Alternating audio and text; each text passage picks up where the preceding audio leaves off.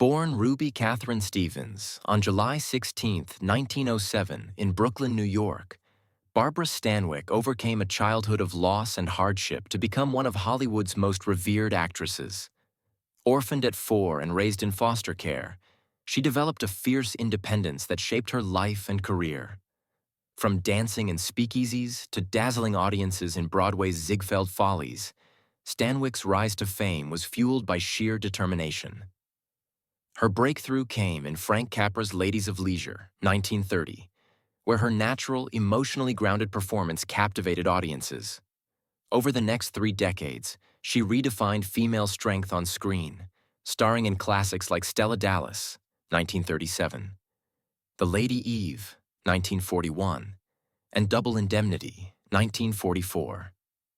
Her range, from sharp-tongued comedienne to icy femme fatale, made her one of the most versatile actresses of her time.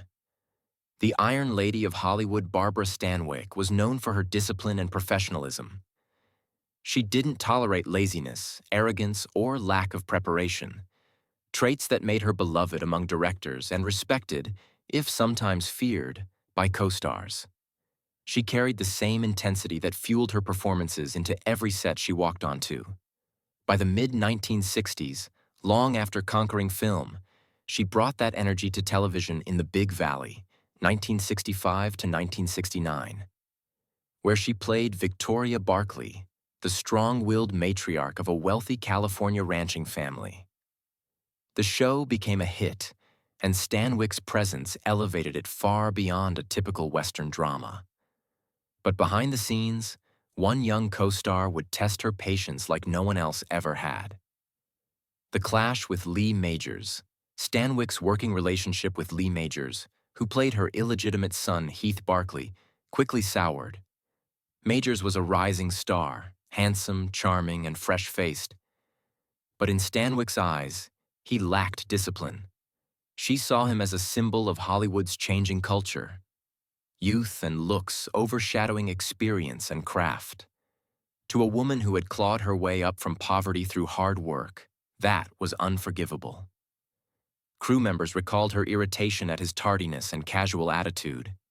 She wanted commitment. He brought charisma. She never liked me, Majors admitted years later, but I respected her more than anyone I ever worked with. Old school meets New Hollywood. Their tension wasn't just about personality. It was about philosophy. Stanwyck represented an era when actors treated the profession like sacred work, not celebrity. Majors embodied a new Hollywood that embraced fame and freedom. To her, his approach felt careless, even disrespectful. She reportedly dismissed him as a pretty boy with no backbone. For Stanwyck, The Big Valley was more than a TV show. It was an extension of her legacy, and she expected everyone to treat it with the same reverence she did. When Majors didn't, she took it personally.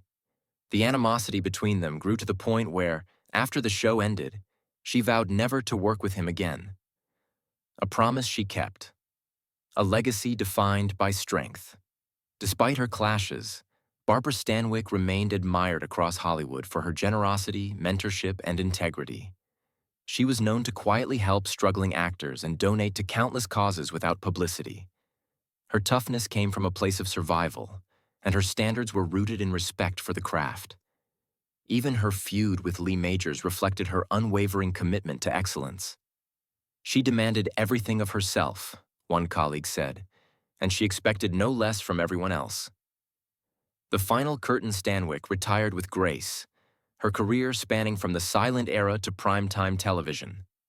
She won multiple Emmys, a Golden Globe, and an honorary Oscar for her unparalleled contribution to film.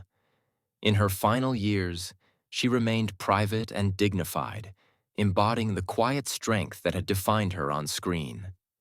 When she passed away on January 20th, 1990, at age 82, her ashes were scattered over the Lone Pine Desert, the backdrop of many of her classic westerns. For all her fierceness, Barbara Stanwyck's life was a testament to endurance, independence, and the relentless pursuit of excellence. And though she may have truly despised one co-star,